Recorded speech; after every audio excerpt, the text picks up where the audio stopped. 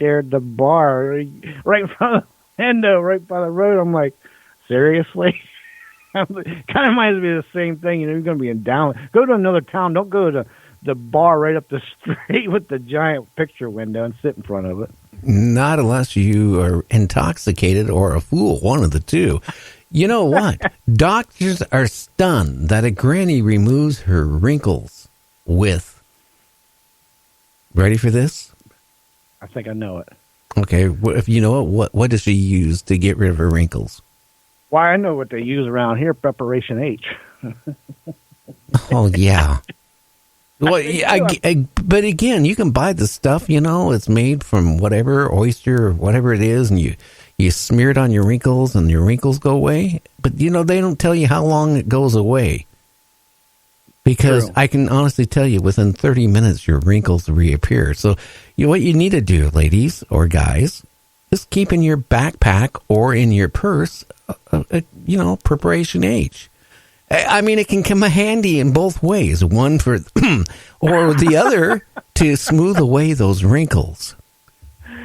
Oh, it's got multitasking abilities. But, it's kind of a visual thing because, what it is, when people use it, especially on their face, they'll use it looking to be like, oh, yeah, they see the difference. And they're thinking it's working. And it could be as short as maybe 5 minutes and it doesn't work no more. But they've looked long enough that it's working and it fools them, and then they keep on using it. But, at least their face will be irregular, I guess. I don't know. I don't know. Maybe they want to get a picture for Facebook. So they take a big wad of Preparation H and rub it over their face and then put their makeup on and takes off 30 years. Listen, now that don't ever fall in love with anybody on Facebook. I guarantee you, if they sit there and say they're 30 years old and then you find out they're 74 years old, be careful because you know what? There's a lot of that going on. That was just bringing me to my next little thing. There are so many apps out there. I've seen these women, Gary, I am telling you, they look 30 or 40, and then, next thing you know, you see another picture, and wait, is that her mother? No, it's her. She's like 75, 80. It's the same one. They're using these apps. You never know. It could be a guy nowadays. You just never know. It's just crazy out there. Well, you know what? Honestly, if you want to do a relationship over Facebook and fall in love with somebody, the smartest do is take a picture and age yourself about 15 years. And then see how your relationship goes. It's better than taking off 20 years. Because if somebody likes you and you look 15 years older, then they see in your life, you can say, well, hey, that was me after I used Preparation H on me. This is what I look like now. That's funny. You might as well just start out saying, yeah, I'm 75, and, whatever you are, if you're 30 or 40, then somebody sees you, be like, oh, you look good for your age. Yeah, I know, I eat right and stuff. I eat Frosted Flakes and stuff, and drink Mountain Dew all day, and it makes me stay young. The formaldehyde. Yeah, the penis guy, the mortician that when the police went to his house, he had thousands of penises in bottles of alcohol or formaldehyde, now is going to be sentenced to at least 20 years in prison. Oh, boy.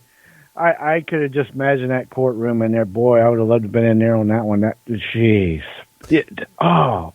Well, yeah, they need to get a class action lawsuit going, because if there's thousands of penises that he had in his house, right, in jars, right, somebody could be smart enough and do a class action lawsuit and sue the mortuary that he worked at or owned or whatever, and go after him, and then they would have to do DNA. That means they would have to dig up a couple thousand people and match, the corpse with the penis by doing DNA on both. And then, if you were a guy, would you want to be buried without your, this is the thought.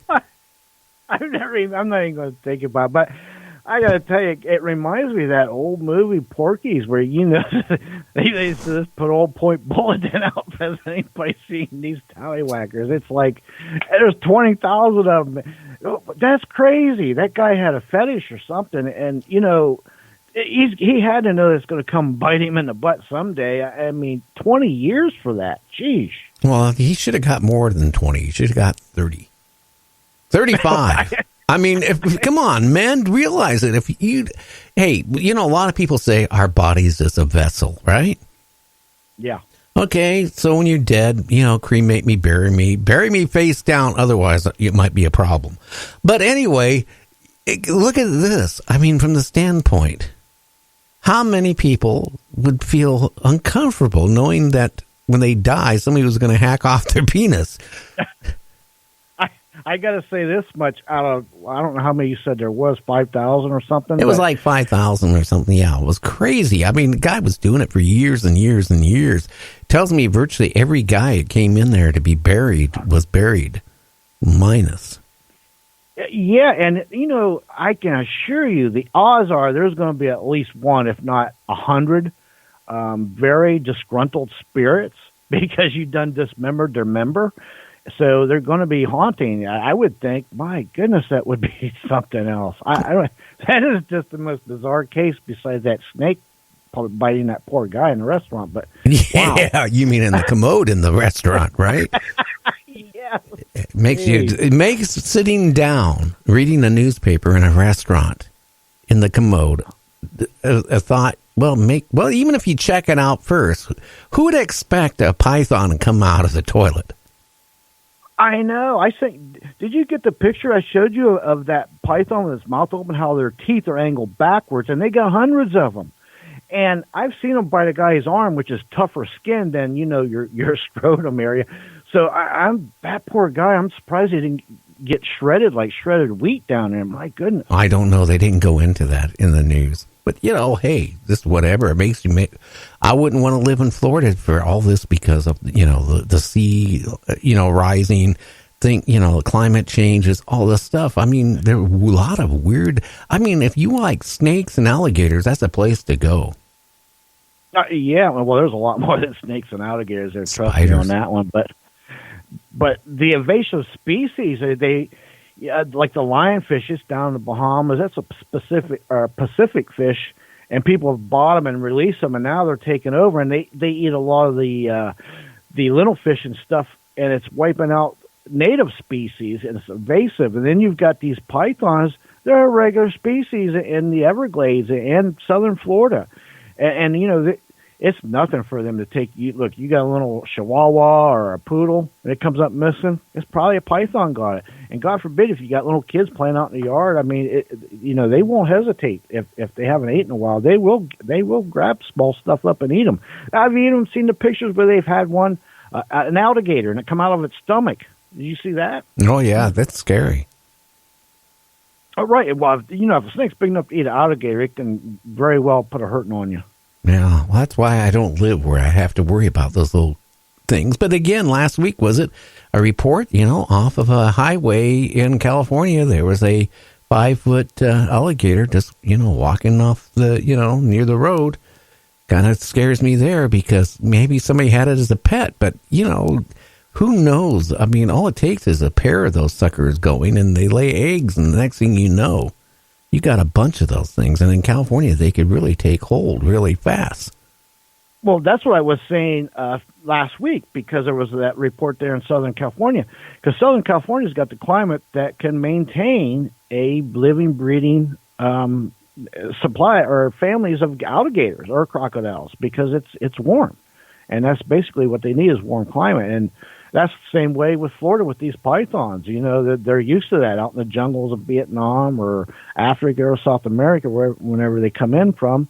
It's just second nature. That's why it's dangerous to release these things in some of these climates, because they just take right off. And if they're already here and full of eggs, next thing you know, a few generations, Gary, and here we are. It's a problem. Oh, yeah. That's the scary part. Remember I talked to you about years and years and years ago, we went to a pet place. They sold us a goldfish, which turned out to be a carp, which ate up every one of my expensive goldfish. I'm talking goldfish that were expensive ones, big ones, and fancy ones. We walked down to where we had our fish tank to feed them, and all there was fish heads floating. and this huge fish grew so fast. Well, we bought a new fish tank for our fish tank. Was starting to leak out of two of them. And my son goes, "Where's all the fish at?" And, and this is after he changed, because I have to be honest with you, they let it get kind of, funky where you really couldn't see into it. And here we have this new, 10-gallon tank. He's putting the fish in. There's only one fish left. And it turns out the fish, somebody in my family went to a pet store and bought a carp. Uh-oh. And I didn't even think they sell carps unless the pet store doesn't know what, whatever it was. Well, this thing ate all the fish we had, and we had a whole bunch of, expensive fish again, and my wife goes, "Oh no, we'll just go buy." I said, "You're not going to buy anything long as that fish is in there, because anything you put in there, it's dinner time." Yeah, that's the problem, and that same process goes all over with your lakes and your rivers and your streams and your ponds, and it hurts the local environment. It really does, and it really messes the chain of things up.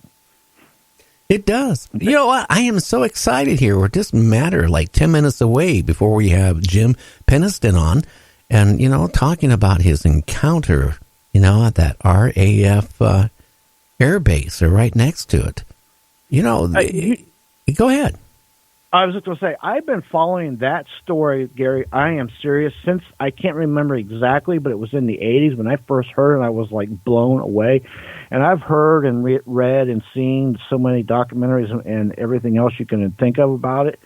So, and to finally lead up to this point to where, my buddy Jim's coming on, and we're both excited. He's going to tell his story firsthand. What better source to get the story than from the man who was there, not secondhand, third-hand, or disinformation from the U.S. government or whatever, but from the man, the source himself. You can't ask for anything better. Yeah, that's a good reason, too, to be listening to our show, and again, a big shout-out. I doubt if she's listening to Karen Banks, who's our regular, like you wouldn't believe, but she's under the weather, not feeling good again. Poor kid has been sick for the past week off and on. I feel sorry for her. Her van has been having a lot of mechanical problems, and where she's at, I tell you, it's been cold, wet, windy, and all that, and she has to crawl underneath that van and fix it to keep it running. I feel sorry for her. And anyway, I kind of miss not having her chat away here during the show, but hopefully, we're sending our love to make her feel better. Yeah, I hope she feels better. And where she lives, that storm Ezekiel just came through. Now, I live further enough south. We didn't get any snow and really wasn't cold, just a little bit of rain for an hour. But north of me, about 100 miles and clear across, into Pennsylvania, New York, up where she lives in New England, some of the places got 2 foot of snow. They got buried. Oh, yeah. And she probably got a lot of that, too. Probably. Guess what? It's time for the break. And after the break, you're going to talk a little bit about Jim, and then we're going to bring him on Night Dreams Talk Radio After Dark. Check out our website at www.nightdreamstalkradio.com. One thing that comes through, we are not alone in this universe. It's a thought that rings true. Ancient cave dwellers drew spacecraft on the walls. It's a recurring theme. I've seen the same thing while walking late at night, and I know it's not a dream. From Maelstrom to Manhattan, Boston to LA, there are people asking questions and they will not go away. But what has been seen might not be what it seems. The government's shadows, death and deceit.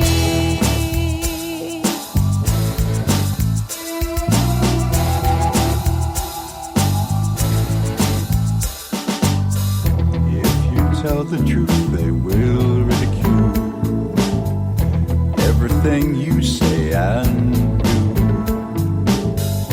It's all part of a deception.